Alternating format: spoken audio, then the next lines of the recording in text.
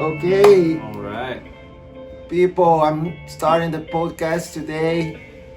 I got three people here that I want to do the podcast, but today we're gonna do it with Marcos, and yeah, and we have Coro here, we have Capo Kelly. It's so awesome. Yeah. So Marcos, Marcos is from Sandollar, a band from here, San Diego. Um, Talk to us, Marcos. How did you start with the music? How was your beginning as a musician? My introduction to music, I was maybe 5 years old, banging on a keyboard, and my parents were like, "You need lessons." So I took piano lessons for 4 or 5 years as a young child, and I've just been playing music ever since. Played the trumpet in middle school after that, and I got to high school and was like, I'm gonna play guitar. Learn how to play guitar. Are you local from San Diego? I am from Los Angeles, but I moved to San Diego when I was 16, so I've been here for quite some time. Wow. And I know there's a link between you and Brazil, right? Yeah, Can you remind me my of that? dad is from Brazil. Your dad is from Brazil? I'm half Brazilian. Wow, Yeah. that's awesome. And how do you think your daddy being Brazilian influenced your music somehow?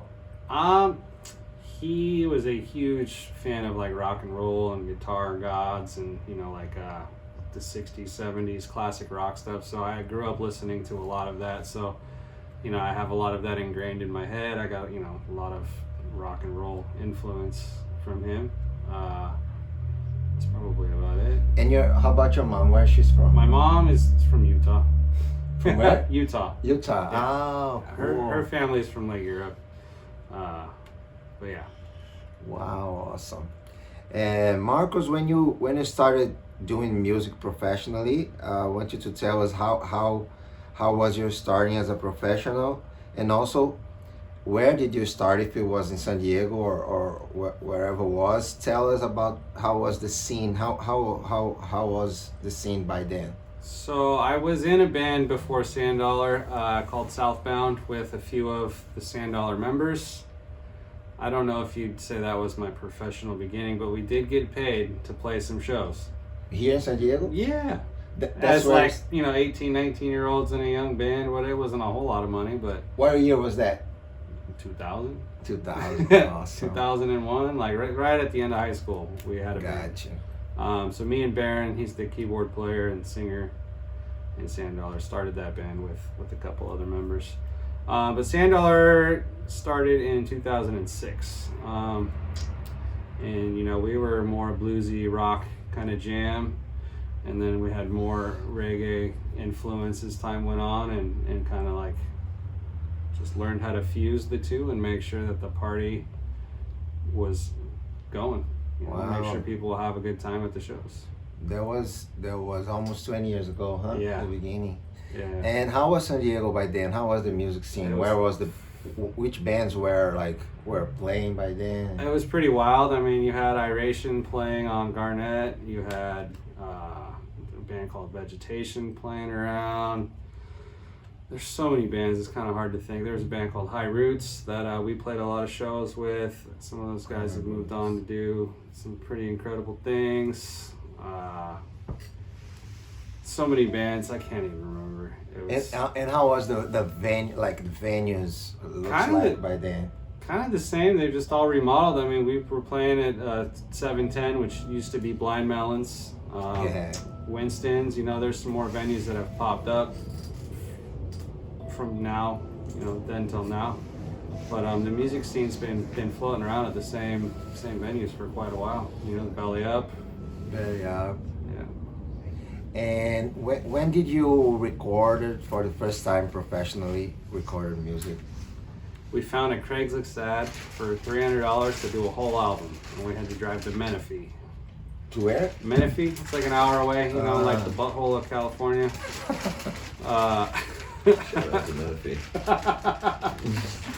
And I mean, it was quite the ordeal, but that was our first actual album.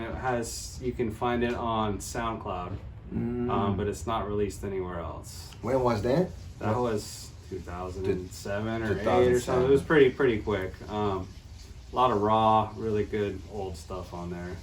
That's when you did the more bluesy thing, rock and Yeah, roll? there was more bluesy rock and like jam kind of stuff. And then a few years later, we got signed by Pacific Records and, you know, had another album put out. That was the Roller Coaster album, and it's, you know, it's been a slow ride since then, but we keep progressively moving forward, and it's fun. Awesome. Yeah, 2008, and you got signed. I don't remember what year it was, like 2009 or Yeah. 10, something like that. The album came out in 2013, so So the album came out 2013. yeah. Oh. So we probably got signed closer to that 2012 or something. Got you. Yeah. You know what's funny? The first time I came to San Diego was the year 2000. I had a brother studying English here for about a year and a half, and I came to visit him. And I remember being at Winston's, year 2000. I think the band that was playing was Super Unloader. Oh, those guys are awesome. Yeah, Jimmy Lewis. Yes, Chad. Yeah, those guys are awesome. And bro, like, it's very funny because it was a circular thing because by then I met Chad, the drummer of the Super Unloader, and because he was married with Ilana, this Brazilian girl that is my friend until today, still today my friend. And he was the guy that produced my first album. Okay. Solo Awesome. album. That was 2003, yeah. So San Diego is a place that I've been kind of following for a bit now. And it's nice to be here. How do you see the scene right now? Like, not, I mean right now, but like this last year or so, how do you feel about the music scene right now in San Diego? Is it supportive for music, for live music, for the artists? It's pretty incredible. There's so many talented people out playing, so there's lots of options to go do every night, which can be a challenge when you're trying to play a show and you have competing acts at competing venues. But there is definitely enough support from the fans, which, you know, make this whole thing go around. That everyone's been doing well. It was always like that. Like in past years, the scene was always like hit like that, or it's like something new. It's up. It goes in waves. You know, I think that kind of reflects the economy as well. Like, you know, Christmas time's a little bit harder to get people out to a show because they don't have money to spend. Yeah. You know, spring break, people are partying. You know, summer times, everyone wants to go out and hang out all night. You know, there's certain times of year that definitely hit better than others, and Gotcha. And was there a moment in San Diego for all those years you've been working here that was kind of similar in terms of the quality of the bands and the quantity as well? Was there any time that you could tell us about that was like similar to this, or this is really different? it's pretty consistent. I mean, there's always a lot of good musicians playing in projects and starting new ones when the old ones finish. I've never felt like there was a lack of bands to go see ever. There's always somebody super talented playing. I got you. Yeah. I feel like there's right now in San Diego there's a lot of good bands, like a lot of good music going on. And I relate that to my beginnings in Bahia, in my hometown, Salvador, when of course I was much younger, but we had like a lot of bands, good bands playing, you know.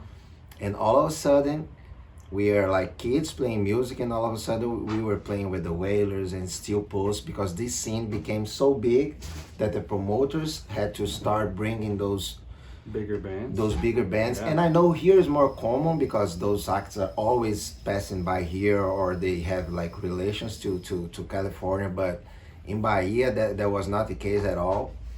And by then that's what happened. We started playing little gigs, and all of a sudden the place got bigger and bigger and bigger. And then I remember playing alongside, meeting Gregory Isaacs, playing the same show with him. Yeah. And you know what I feel? it's crazy to say that, but I feel right now in San Diego, we have a kind of a similar vibe. Do you think so? Yeah, there's a lot of good bands coming through, and a lot of local bands have the opportunity to play with these bigger bands. Yeah. I've met a lot of pretty freaking rad musicians that have come through this place. I'm sitting next to two of them, three of them. Yeah. Do you feel? What do you think could be done for this music scene get even bigger and more organized and maybe succeed like better? I think some of these festivals need to open up and book a few more bands that don't regularly play these festivals, and that'll bring more people to those shows. It'll get that band more fans, and everything will grow. Because I love going to shows and festivals. A lot of them have the same lineup all the time. 100%. I agree with you. So the promoters need to take a little bit more of a risk on some of these bands, and it might not work, it might work. You won't know until it happens. And there's a lot of those bands that have grinded so hard that they've made it into that thing. I've seen a couple of my friends this year play some big festivals, and it's awesome to see. And why you think this is not happening yet? Like those bands, what do you think? What do you think needs to be done for this band to start playing? How can that happen? Like it's networking. You just you got to know the right people. You got to be in the right place. You got to go to the shows and meet the people and mingle. Like if they don't know you, they're not going to book you. Yeah. So everybody I know that has managed to get to that level has put in the work, and that's. But do you feel you can meet those people like hanging out here in San Diego? Yeah, you run into them all the time. If you don't know who they are, you're never going to say I don't. It's if you don't go out and meet people, you don't know who they are when you walk by them. Exactly. So just being aware of your scene and going out to support other bands, exactly. And then they go out and support you. 100%. It's give and take. You can't just take. You got to give and take. If you're not pouring anything into this community other than like I'm playing a show,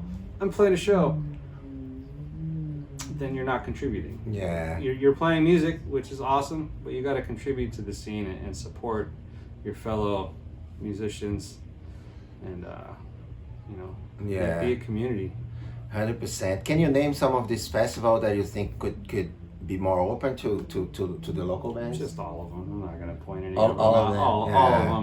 All of them. Some of them do a pretty good job. I guess say the same but different does a good job at putting a lot of bands out there that haven't had a chance. Same but different. Yeah, Mission Bay Fest and the Bay Fest stuff. Those guys are pretty awesome. Awesome. I mean, that's about all. Yeah. I'm gonna touch on that.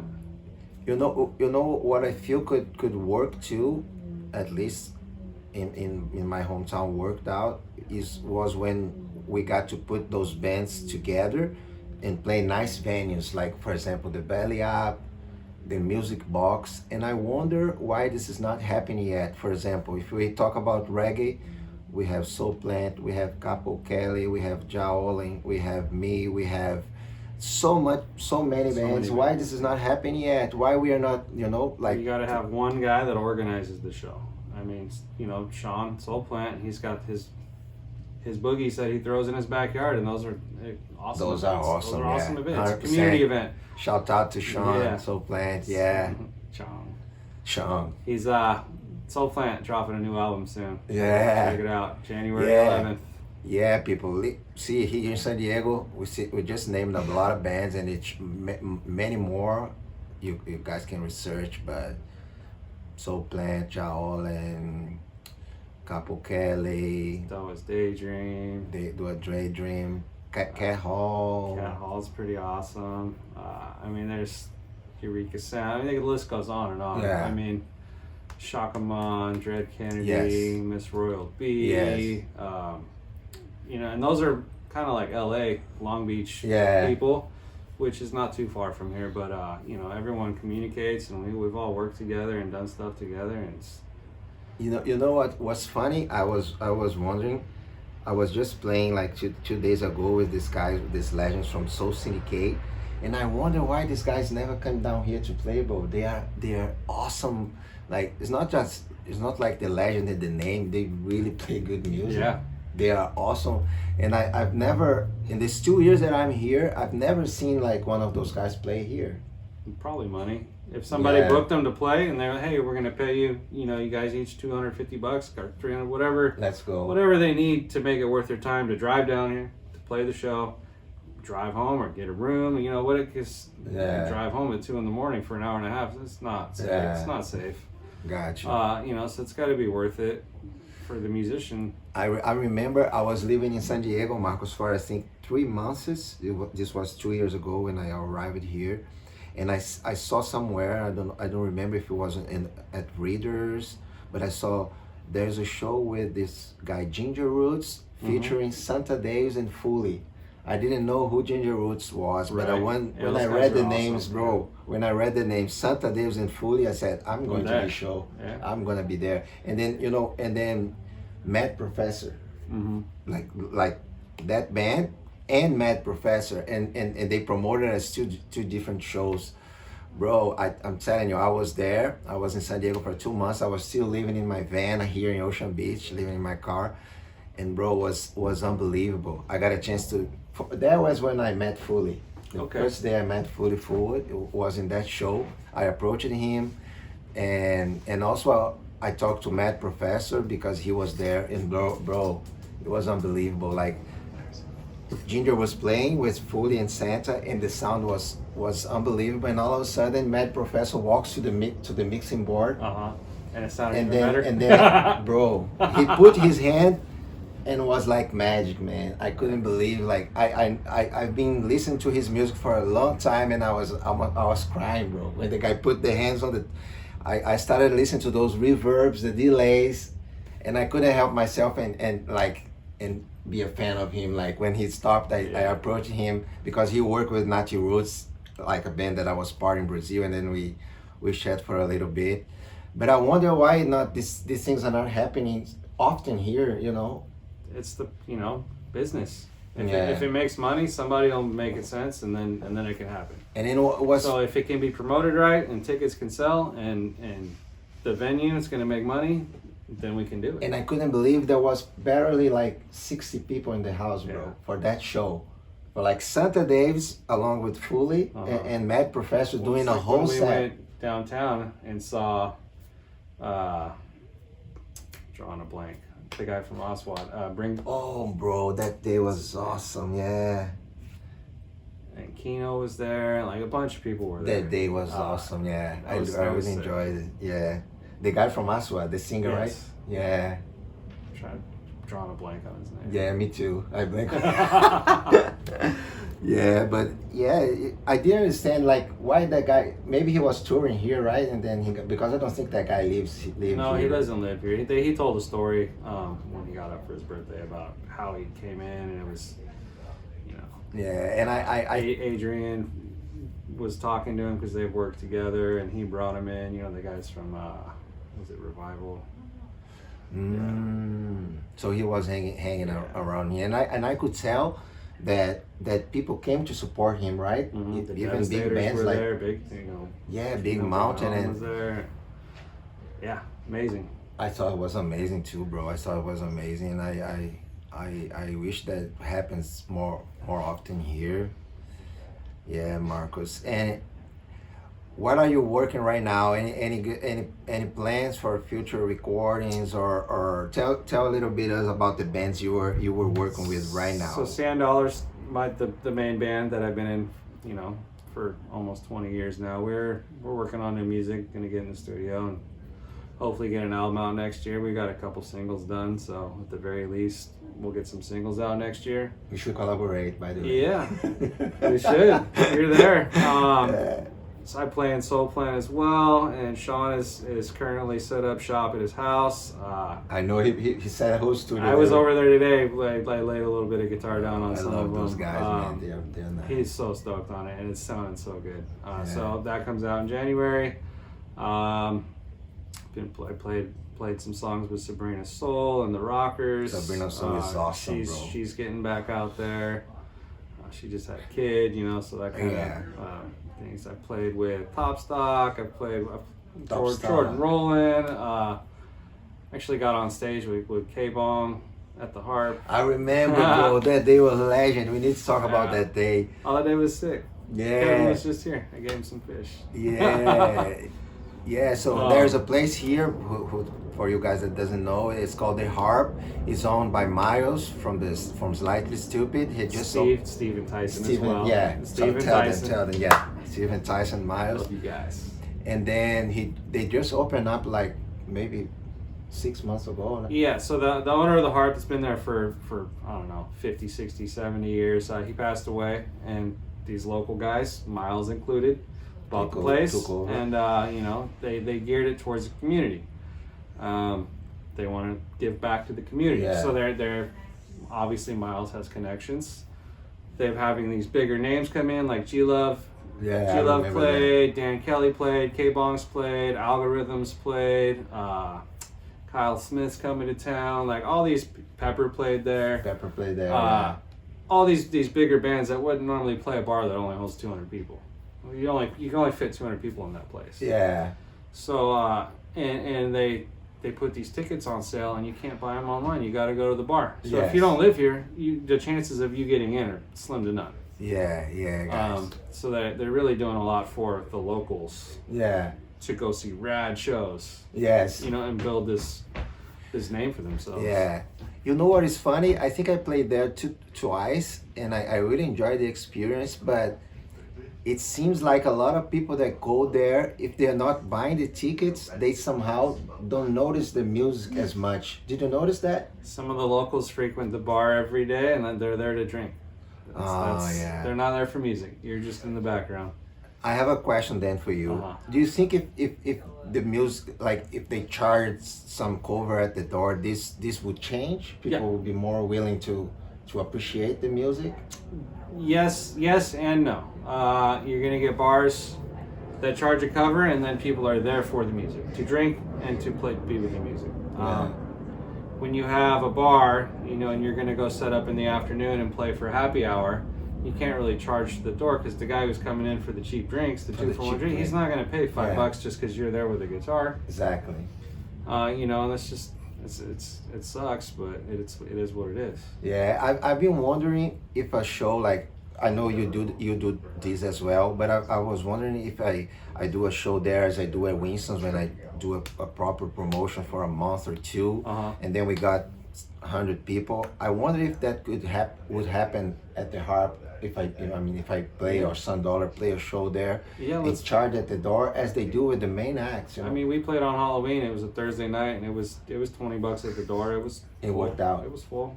Got you. So then, you know, that works. That's a good thing that we could maybe like think about that, the whole community. You know, they've redone the sound. They're working on it. They're working. I gotta tell you, the last time I played there was really awesome. Miles was excited about all the equipment he had. Yeah. And well, anything you wanna some guys up there for you. Hey, buddy. We're gonna finish now. Anything you wanna leave a message for the people that are seeing us? This is the first episode of the podcast. Just keep passing the music down to the kids. Yeah, That's the message. bro. Thank you so much, Marcos. Yeah, you're welcome. Yeah.